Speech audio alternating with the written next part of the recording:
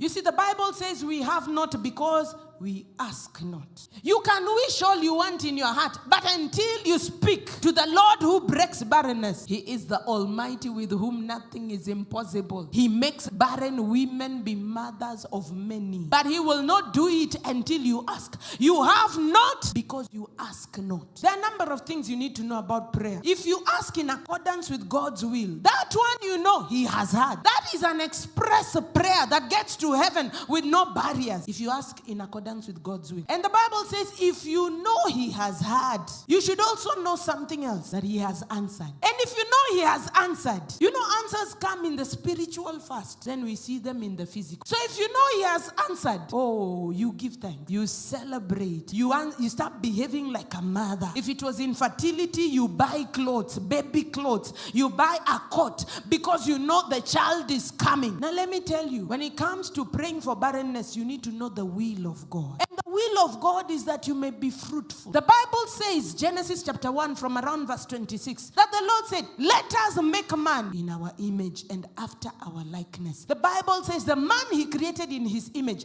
that man the Lord blessed. And when He blessed him, the man was told, be fruitful and multiply. So when you're praying about fruitfulness, you're not doing guesswork. You're not chancing whether this is the mind of God or not. The mind of God is that His people may be fruitful and that His people may multiply. You cannot subdue the earth if you are one man. One must be made 1,000. May you be made 1,000 today. When Adam fell is when barrenness came. But Jesus died on the cross to save us and to restore us to fruitfulness. So He says, you did not choose me, but I chose you and ordained you that you may be fruitful and your fruit may remain. Long after you are gone, people should be able to see your fruit. I refuse to die and people forget me on the spot. If you are not fruitful, what will we remember you with? The mind of God is that you may be fruitful. The blessing of the Lord makes you fruitful and it makes you multiply.